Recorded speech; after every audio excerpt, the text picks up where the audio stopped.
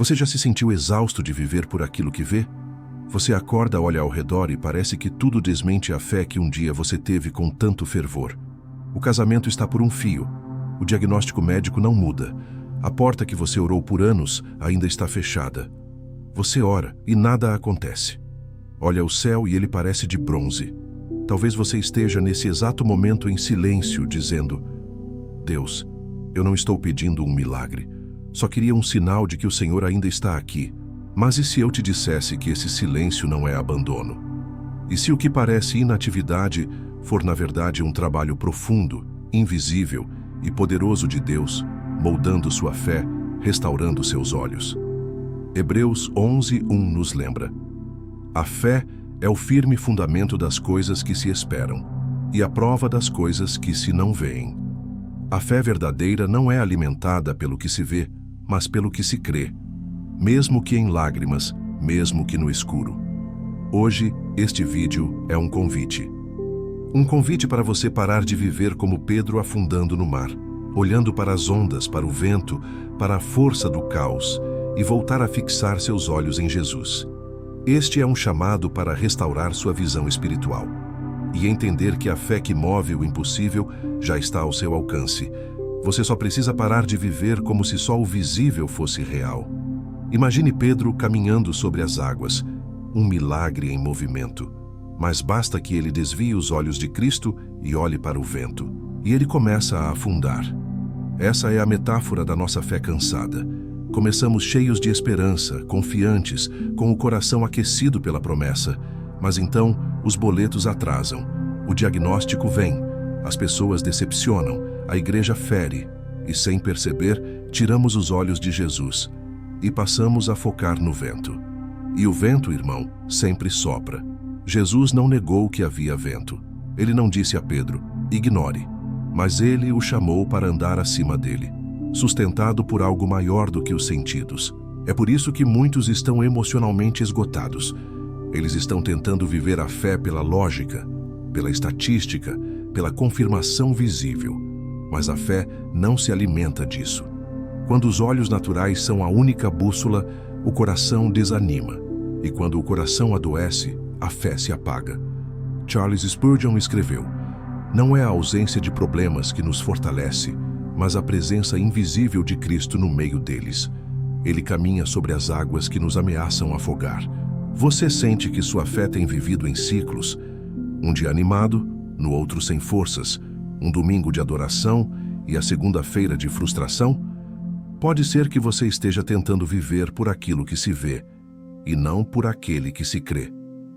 O Senhor está chamando você hoje para uma restauração da visão espiritual. Não para negar a dor, nem esconder o sofrimento, mas para vê-los com os olhos do céu. E isso muda tudo. Martin Lloyd-Jones disse certa vez: o maior erro do cristão é escutar a si mesmo, em vez de pregar a verdade a si mesmo todos os dias. E a verdade é que Deus nunca deixou de ser Deus, mesmo quando os seus olhos não o veem. Poucas mentiras são tão corrosivas para a alma quanto essa. Se Deus estivesse agindo, eu já teria visto algum sinal. É uma frase sussurrada pelo desânimo, pela espera longa, pela oração que ainda não foi respondida. Mas essa mentira nos faz trocar o evangelho pela lógica da barganha. Se eu ver, então eu creio. Foi isso que Tomé disse, mas o Senhor respondeu com amor e firmeza: bem-aventurados os que não viram e creram. João 20:29. A fé verdadeira, bíblica, reformada, é construída sobre promessas, não sobre visões. Lembre-se de José, vendido pelos irmãos, traído, lançado numa prisão injusta. Durante anos, tudo o que se via era abandono. Mas por trás da cortina invisível, Deus estava escrevendo uma história que salvaria uma nação. O céu parecia calado, mas o plano estava em movimento. E esse mesmo Deus continua agindo hoje. John Piper certa vez escreveu: Deus está fazendo milhares de coisas em sua vida neste exato momento, e você pode estar consciente de apenas 3. A fé, portanto, não exige provas visíveis. Ela repousa na certeza de que o invisível governa tudo com perfeição. Não precisamos ver o socorro para sabê-lo presente. Não precisamos entender o processo para confiar na promessa. Charles Spurgeon ilustrou assim: a fé é o olho da alma. Ela vê luz na escuridão, enxerga longe quando tudo está nublado. O coração crente se apega à palavra como o náufrago ao pedaço de madeira no mar, firme mesmo quando não vê terra. Se hoje você está no escuro, sem ver sinais, continue crendo. O fato de você não enxergar Deus agindo não é prova de sua ausência, mas talvez prova da profundidade da obra que Ele está realizando em silêncio. Vamos ser honestos. Viver pelo que se vê parece mais seguro.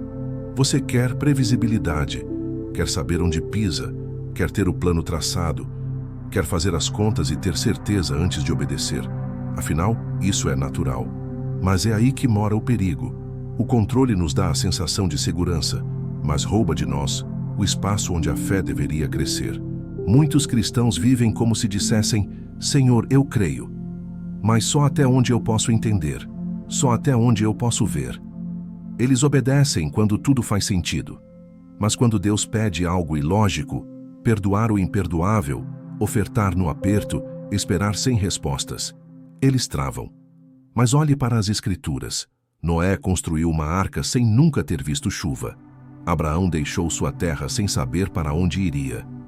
Moisés enfrentou Faraó com um cajado e uma promessa. Maria disse sim ao anjo sem entender o que viria. Nenhum deles teve garantias visíveis. O que tinham era a voz de Deus, e isso foi suficiente. Paul Washer disse: a fé que só obedece quando tudo faz sentido não é fé, é cálculo. Mas a fé que obedece quando tudo parece insensato é a fé que honra a Deus. O maior risco da vida cristã não é perder o controle, é nunca ter deixado Deus governar. Porque quando você insiste em controlar tudo, sua fé se torna frágil. Você ora, mas já traçou o plano B. Você louva, mas está tenso por dentro. E quando algo foge do previsto, sua paz desmorona, porque ela nunca esteve firmada na soberania de Deus, mas na sua própria capacidade de previsão. Mas a fé verdadeira é rendição, não é cegueira, é confiança. Não é ausência de medo, é coragem de andar sobre ele. Se você quer viver uma fé que move montanhas, precisa abrir mão do controle, entregar o volante, confiar que mesmo quando você não entende, Deus não perdeu o governo. A fé que move montanhas não nasce de emoções momentâneas. Ela não depende de cultos com música intensa ou de vídeos inspiradores na internet. Ela se forma no secreto, no silêncio, no altar pessoal da disciplina espiritual. Romanos 10:17 nos lembra: a fé vem pelo ouvir, e o ouvir pela palavra de Cristo. Ou seja, fé não vem pelo ver, nem pelo sentir. Ela cresce quando alimentamos o coração com a verdade, diariamente e intencionalmente. Você quer ter olhos espirituais saudáveis? Então precisa treinar a sua visão interior.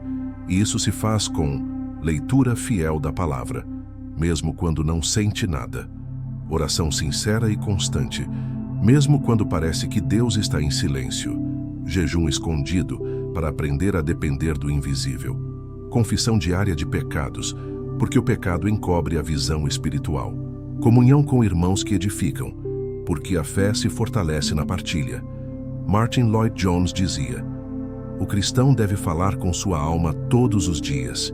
Deve pregar a verdade ao seu próprio coração, especialmente nos dias em que tudo parece desabar. Há muitos que desejam uma fé forte, mas vivem alimentando a alma apenas com distrações e sentimentos. Não há fé firme onde não há exposição diária à Escritura.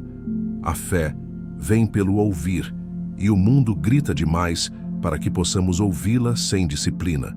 Se você quer ver o invisível, precisa treinar seus olhos. E isso exige prática, exige rotina, exige perseverança quando o emocional desanima. Como disse Alistair Begg, a fé que sobrevive às tempestades é a que foi cultivada em tempos de bonança. Poucas passagens da Bíblia são tão visuais e impactantes quanto esta. 2 Reis 6. Eliseu e seu servo Acordam cercados por um exército inimigo. O servo entra em pânico. Ai, meu senhor, o que faremos?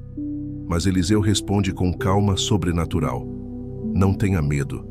Mais são os que estão conosco do que os que estão com eles. E então ele ora. Senhor, abre os olhos dele para que veja. E os olhos do servo se abrem. Ele vê cavalos e carros de fogo, o exército celestial, cercando os inimigos. A batalha já estava vencida, mas ele só percebe isso quando seus olhos espirituais são abertos. Essa é uma parábola viva da fé. Quantas vezes estamos como aquele servo, aflitos, ansiosos, cercados por problemas visíveis e cegos para o socorro invisível que já está ao nosso redor? Quantas vezes clamamos por ajuda sem perceber que Deus já enviou a resposta? Só precisamos vê-la com os olhos certos. Billy Graham dizia: o céu está mais presente do que percebemos. Basta termos os olhos certos para vê-lo. O mundo espiritual não é uma fantasia. É uma realidade mais sólida que aquilo que tocamos. O problema não é a ausência de Deus. É a miopia espiritual de quem não ora como Eliseu. Senhor, abre os meus olhos. Hoje, essa oração é para você. Você está cercado por promessas, cercado por socorro, cercado por um Deus que nunca dorme nem descansa. Mas você precisa pedir: abre meus olhos. Talvez você tenha vivido tempo demais dependente do que vê. Você aprendeu a interpretar a presença de Deus pelos sinais que enxerga. Mas hoje o Espírito Santo está te chamando a algo muito maior, a viver pela fé que vê o invisível. Sim, o mundo continua o mesmo. As contas ainda vencem, os diagnósticos ainda assustam, as dores ainda doem. Mas agora você sabe, o que é visível não é tudo. Há socorro ao seu redor que você não viu ainda. Há propósito no seu sofrimento que seus olhos ainda não captaram. Há uma glória sendo formada que ainda está encoberta, mas é real, poderosa e eterna. Você precisa decidir hoje. Vai continuar sendo guiado pelos olhos naturais ou vai clamar por uma visão espiritual restaurada? A cruz é o único lugar onde culpa e paz se encontram, e é para lá que seus olhos precisam voltar. Você pode estar no meio de uma tempestade, pode não ver saída, pode estar no chão. Mas lembre-se, Pedro não se afogou porque havia vento, ele afundou porque tirou os olhos de Jesus. Levante os olhos, fixe-os em Cristo, e você verá que o impossível já começou a se mover. Deus não precisa provar que está agindo. Ele já provou na cruz que te ama, e provou na ressurreição que é capaz de transformar o impossível em glória. Não viva mais pelo que vê, viva pelo que crê, porque a fé que move o impossível está ao seu alcance. Se esta mensagem falou ao seu coração, compartilhe com alguém que precise sentir a presença e a proteção de Deus. Escreva seu amém nos comentários e deixe também seu pedido de oração. Quero interceder por você. Não se esqueça de se inscrever no canal e ativar o sininho para receber outras mensagens e orações que renovam sua esperança todos os dias.